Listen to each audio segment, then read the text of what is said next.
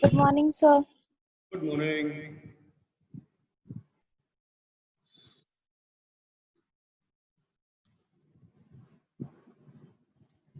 Give me a minute.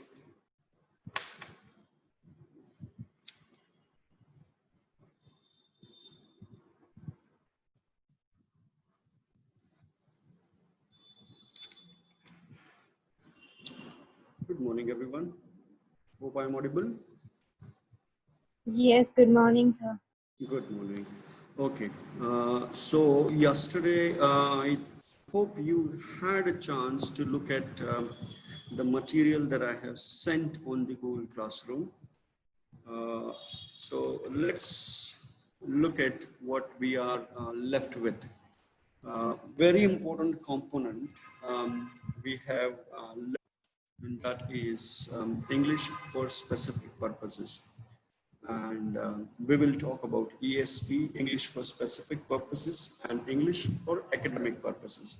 We'll look at ESP more in detail, but I won't be neglecting ESP as well, though your syllabus is just talking about ESP. But since you are doing research projects and you will be writing in academic mode, where your English for academic purpose pitches in. So I won't be neglecting that as well. So we will talk about ESP and EAP in detail. The features of both. Then we'll try to understand in this unit how to understand learners' language needs. So basically we are asking a question, what is needed for a language learner in context of English language? Why he needs and how to identify their needs.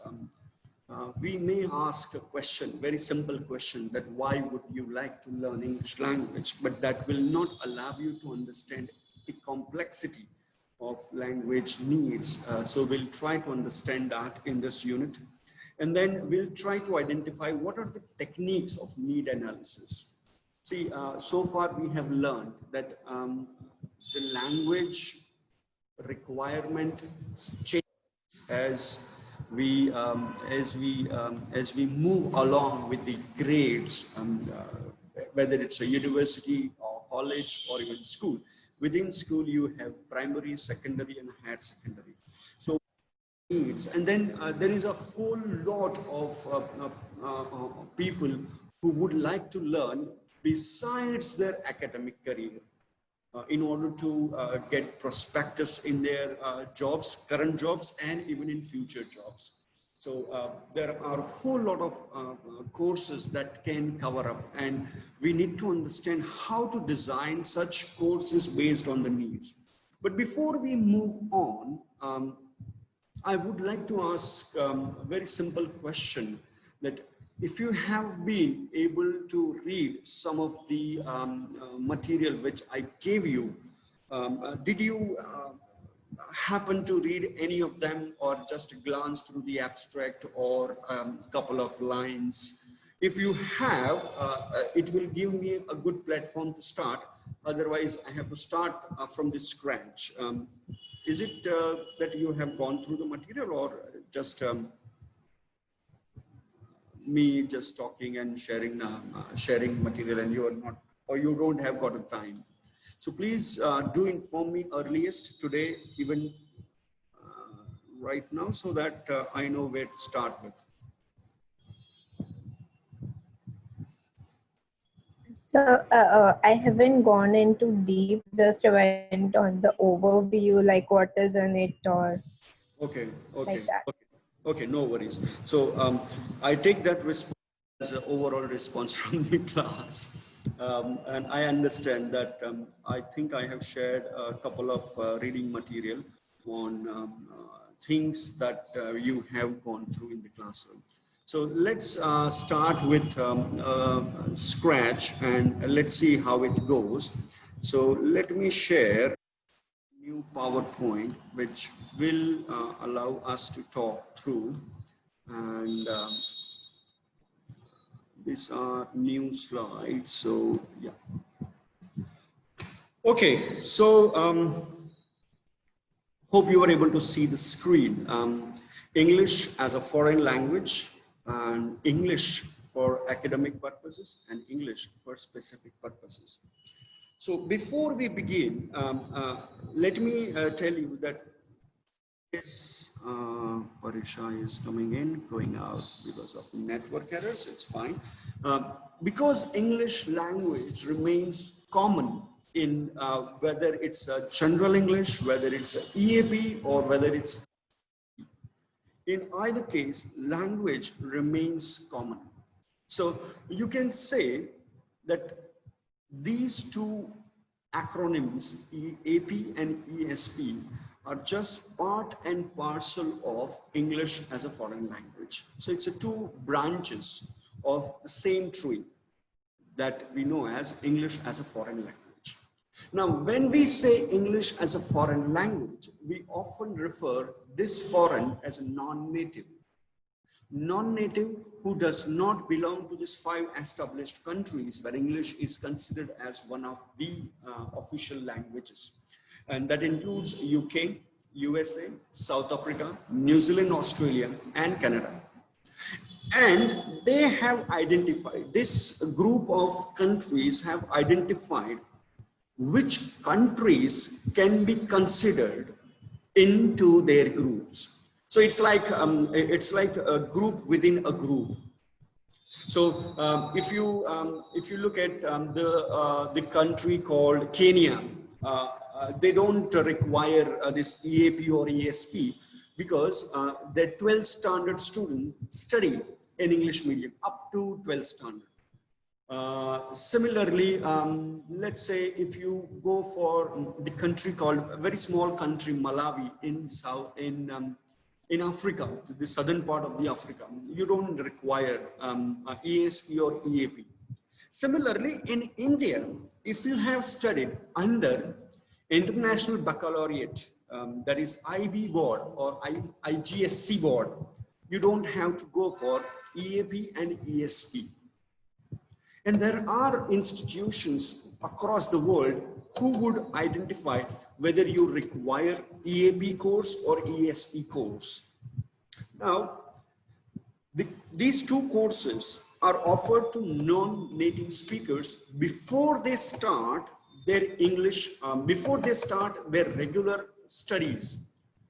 What I mean to say that in order to study in international universities, you need to have a certain amount of proficiency and competency in English language, because the courses are offered in a particular language. So if you go to France and you don't have a French competency, they will not accept you.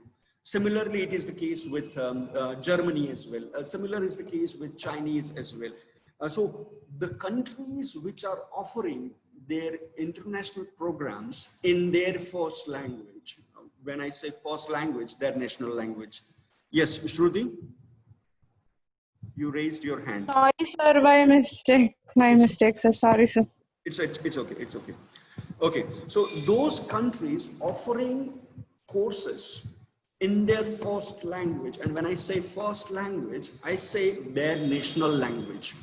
And these 5 countries, which I just mentioned, US, UK, South Africa, Canada, New Zealand, Australia, and some other countries, their national language is English because they are monolingual. French is a monolingual country, except Canada. Canada is a bilingual country where official languages are English as well as French.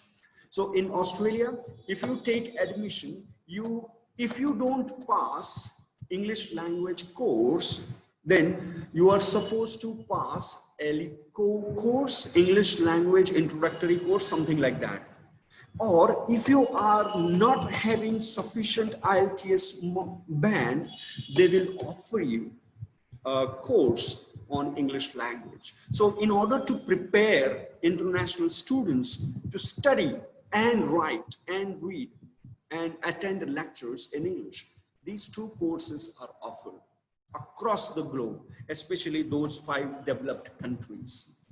They have designed this course But the question may come to your mind that what is the requirement? I have studied in English language medium school since my primary, or even today, in today's context, my play group was in English medium.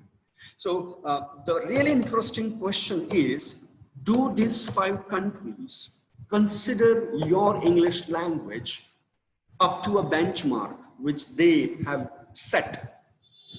And that's where the politics of language comes. Whether you are good at English or not, that doesn't matter. What matters is, do you sit on the benchmark they have set? If you have not, then you have to show, you have to demonstrate through various tests they have designed. For example, IELTS, which is a partner with University of Cambridge, ELT group, and then Australian IDP Education Private Limited, and then you have British Council. Now, if you look at the origins of these research institutes, they basically do research in English language teaching, whether it's in Australia, US, or Canada, or even in Britain. So these countries will decide who, with what language benchmark, will be admitted to an international university. So these are very interesting questions which we will cover. But it may happen in your mind that when does it started? What was the point of introduction to this foreign language?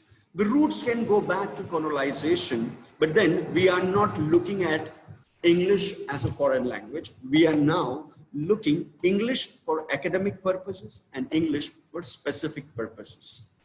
We'll see what is the difference between these two. But like most of my lectures, I refer to this World War again and again, and this is also no exception.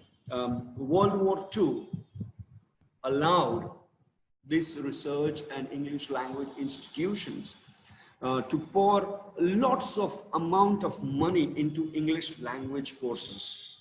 And World War II was one event that changed how the English language was taught across the world.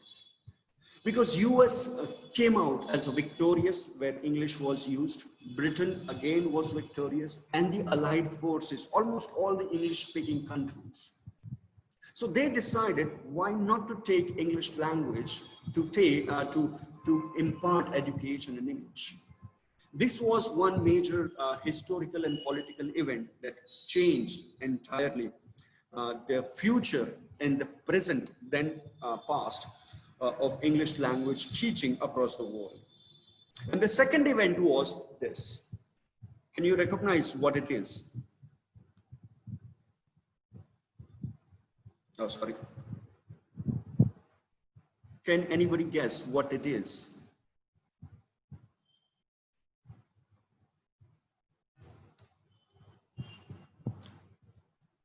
No? Okay. Okay, let me give you 2-3 more seconds. Look at it very carefully. Have you seen this in India anywhere? Is it something like extracting the oils or minerals from soil or something like that? Yes. Now, in 1950s and 1960s, in Middle Eastern countries, they started digging up the earth to extract oil, and they discovered that this is the oil which can be used for lots of purposes.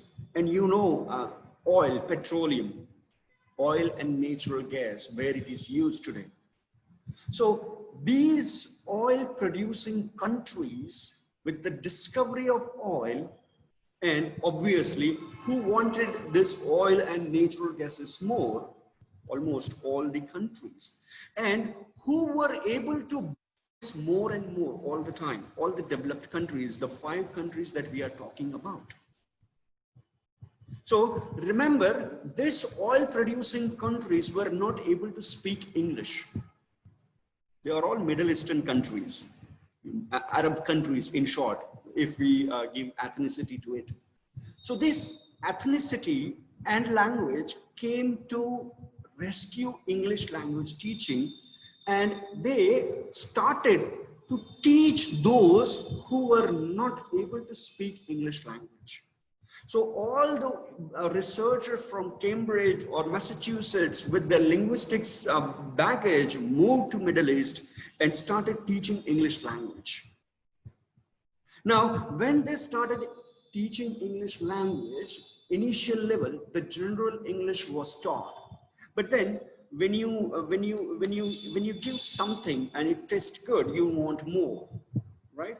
So these Arabs were becoming rich day by day, and they wanted to study in international universities in order to improve their conditions. So all the Sheikhs and all the Arabs with lots of money started taking admissions in US and UK and Europe. The only condition was they must have English language proficiency. So those who would do a course in English language would be admitted to universities abroad in these countries.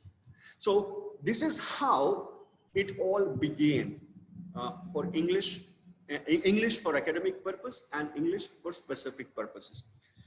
Any questions so far? This is all historical, and there are facts only. There are no controversial statements right now. It will come now. Now, what is EAP and what is ESP? Now, if you look at the slide, you will be surprised that there is no difference at all in terms of English language. What you learn in English for academic purposes, this is for non-native speakers. If you look at ESP, again, it is for non-native speakers. So who is the target audience? The target audience is non-native speakers. Those, how many countries are in the world? 192. 192 minus 5. How many? 187. Okay. So 187. 7 plus 5. Okay. 180 countries are going to take these courses. So the reach is in 187 countries. So the target language we are talking is replacing nation's first language with English as their language. So huge business. It's not a small business. It's a huge business. So you can imagine what kind of future is there in front of you. Now you may think that the apps and all that things, but still there are countries where English has not reached. For example, China. China has recruited in the last 5 years hundreds of English language teachers. Similar is the case with Japanese. Similar is the case with Vietnam. Similar is the case with Malaysia. And I'm still talking of English language as a second language in European countries.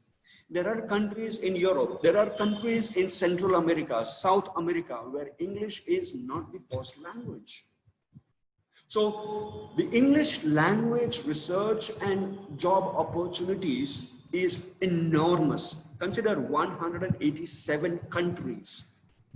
So English for specific purpose or English for academic purpose has a huge job opportunities in future. And what are you teaching? The components remain same in both. 1, reading; 2, writing; 3, speaking; and 4, listening. Similar is the case with ESP. There is no hard and fast differences because these are 4 skills. So if your course allows you to master these 4 skills, or besides your course, if you master these 4 skills, there is no need to concentrate or invest either money or time and resources on EAP or ESP. But still, if you want to study in international university, you have to go through PTE or Duolingo test or IELTS or TOEFL or whatever Cambridge has decided. There are a number of tests, whether it's for study or for migration. So you can see how huge business they have established. I'm not saying they're doing wrong. They are doing right for their own language and their culture. But the question arises, in a country like India, where Hindi is the national language, are we able to tap on the international students that if you want to study in India, you have to study Hindi compulsorily?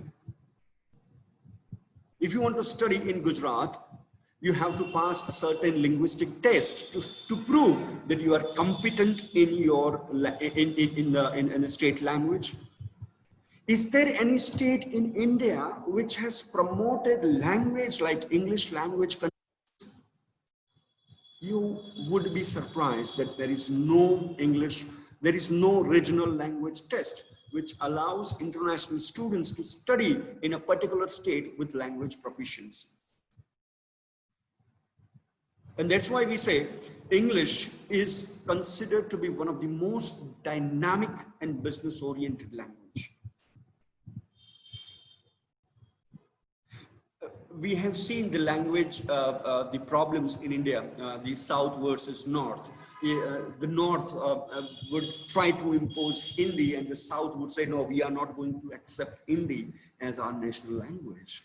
And there are certain states in South, sorry to say, that they would know Hindi well, but if they are in their own state, they would not respond to you in Hindi. They would speak English, but not Hindi. Similar is the case with France. If you go to France, you have to speak French. If you don't speak French, they will not like you. If you don't speak German, Germans will not like you. Japanese companies would love to do business in Japanese. Is it the case with Indian languages? Very interesting question that you can ask yourself. And because we are going to be part and parcel of the future of India and the languages, we are the carriers of our own languages. Are we going to do something about it? Can we see these two courses, EAP and ESP, has given tremendous amount of job and business opportunities across the world. Can we create such job opportunities for our own language and people in Indian states?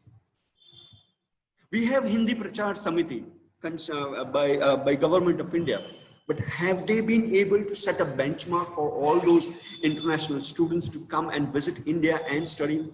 Do they have to pass a Hindi test or let's say a regional language test? No. And that's where the politics of language comes in. You accept English as one of your language, but when you go and try to take admission into one of the universities, they would certainly ask you, do you have IELTS? Oh, no, we don't have. Okay, we don't allow you to study here. Go and get your IELTS, TOEFL, PTE, Duolingo test done, and then you are welcome. This is very blunt business and very good business as well. When I say blunt, I'm talking of politics. When I say business, it's an opportunity. Nothing changes in EAP or ESP. You see the components, reading, writing, listening, speaking. And the same is included in all the English language tests. Your competencies in this 4 skills. So if you develop these skills, EAP or ESP, it's just a matter of words. But then it's very important to understand why and how we are going to do that. Because we want to take it as an opportunity. We can do the politics once we know what it is. But then this is not the class for that because it's an undergraduate class. If it was postgraduate class, we would have discussed, but that's a different one.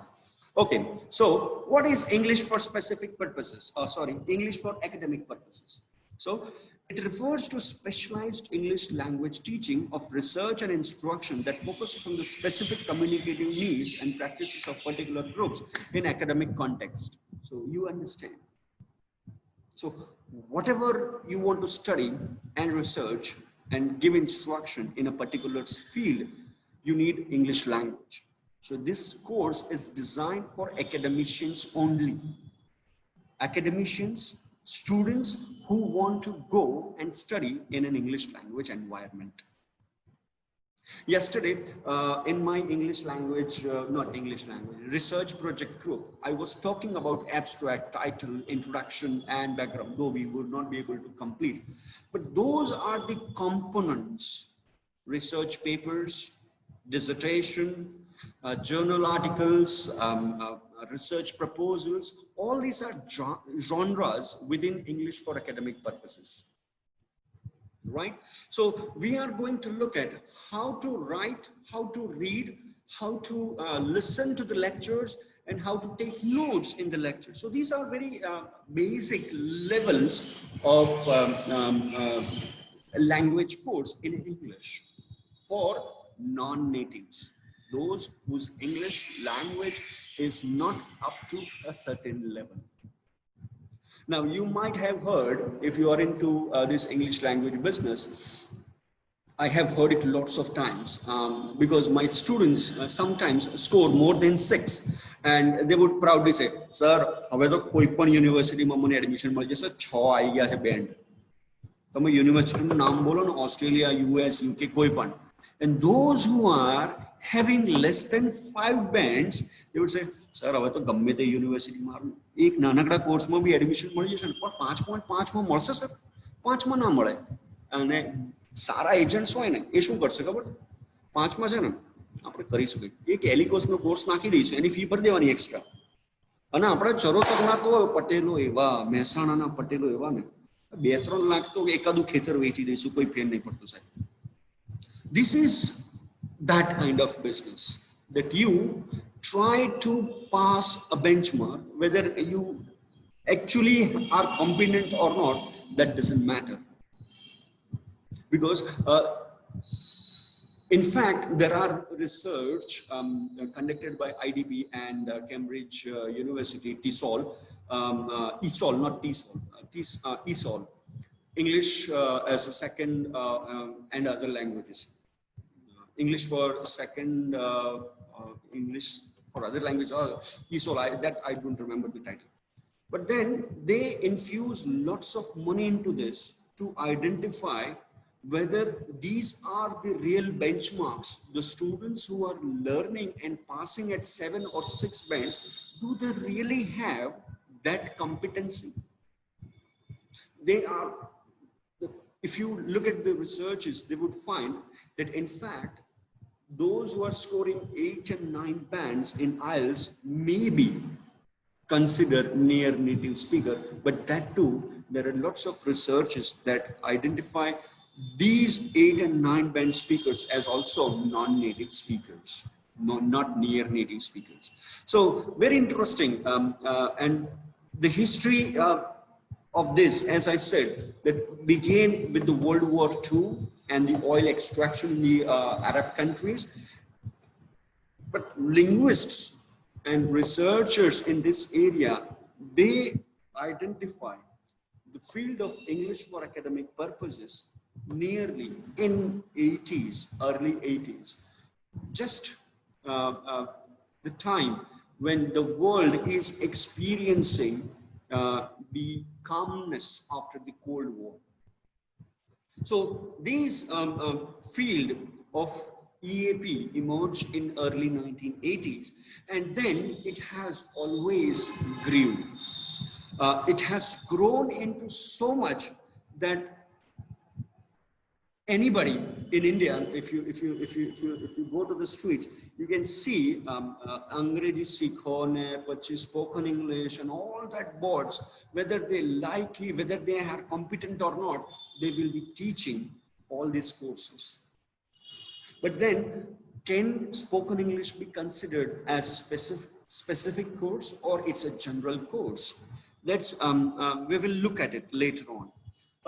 There is a need even today, and because you want to migrate always towards developed countries, that dream, the American dream that was there in 1980s has boomed in 1990s as well, though it has gradually declined in recent times and has shifted to Canada, Australia, and New Zealand.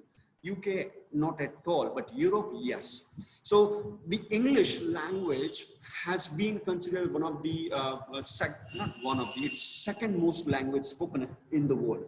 So we'll talk about English as a window to the knowledge, window to the world, and you know all that importance of English language. And that's where the role of English for academic purpose also comes in. And there is a steady demand to study in the world's best universities. So whether you consider Cambridge or Harvard or top 100 universities, there is again a politics of how this ranking has been conducted. So we don't want to go into it because we are at just undergraduate level. So we need to study abroad because we think that there is a value in going abroad. And yes, there is a value. So this value has been there and it has increased and the demand is always rising. When I was studying, master was something which we were looking forward. Now it's PhD. And when I was studying, it was graduation and after. Now the times have changed and parents are thinking, if I'm spending for medical medical sciences, 20 lakhs rupees, why don't I send my kids after 12th standard? So see, when I was graduating, the trend was different, and these days the trend is different. So those students who are good at English will try to migrate as soon as possible.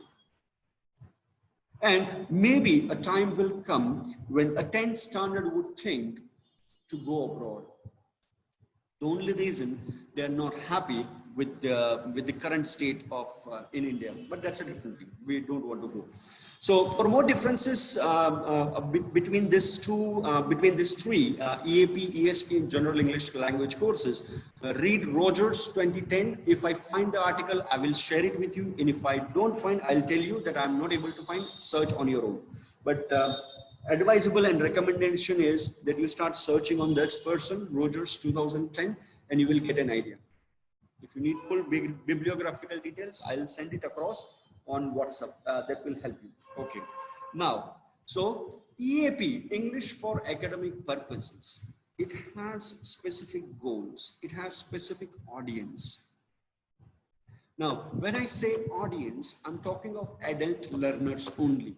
Those who are 18 and above, right? And they have a specific need. And when you have a need, your method and material changes.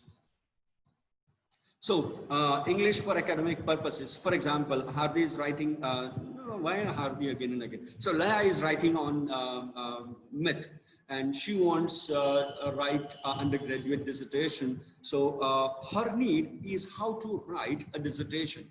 Okay, so our teaching method would change compared to English language course that you are taking right now.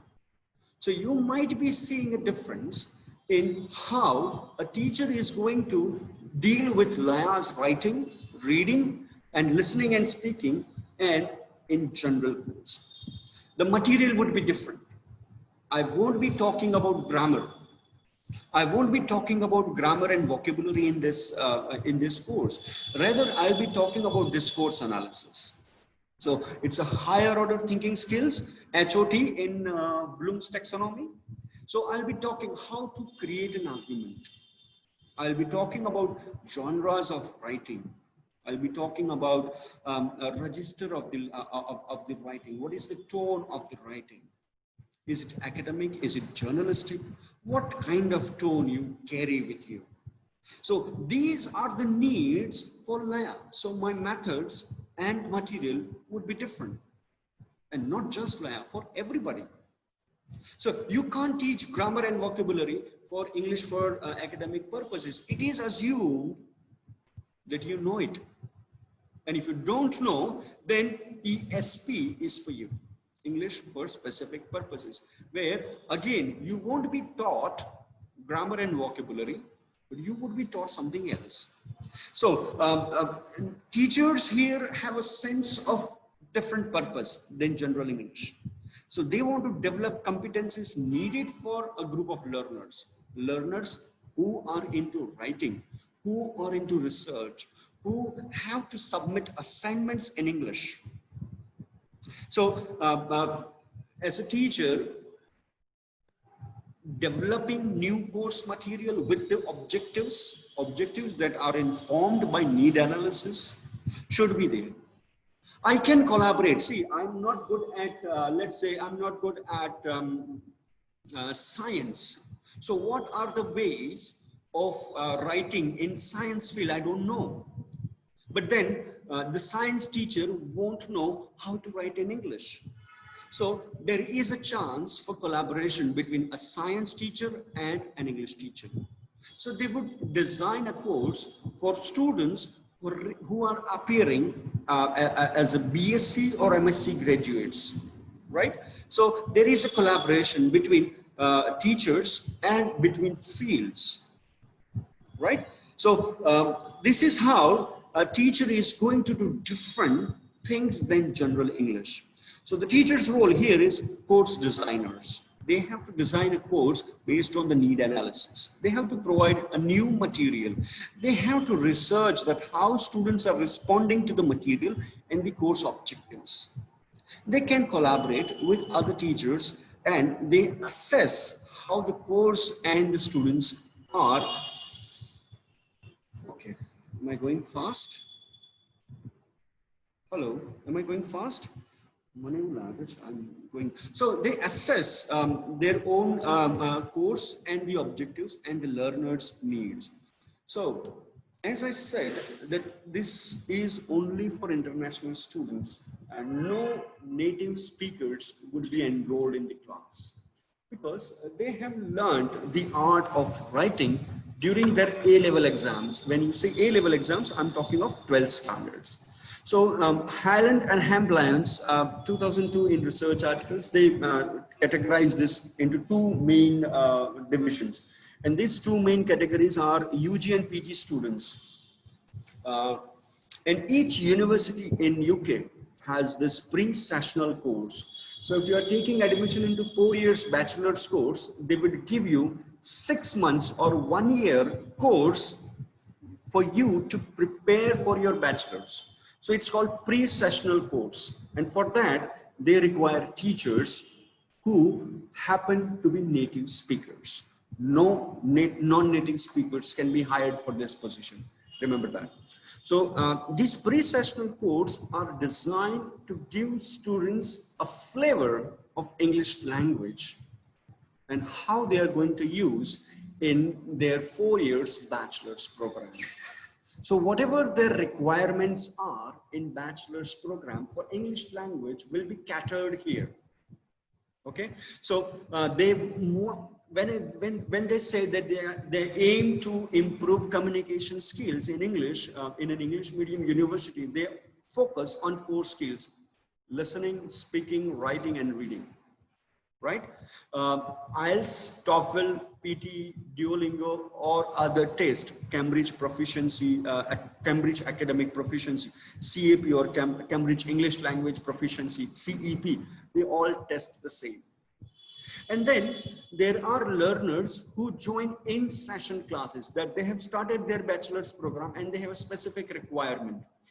They want to study their mainstream subjects, let's say biology or biosciences or engineering or medicine, and they are struggling with their English language. So they will start taking courses in this category. So there are 2 ways in which EAP can be taught. Any questions so far? No, sir. No, sir. Okay. Am I going too fast? No. No, sir. Okay.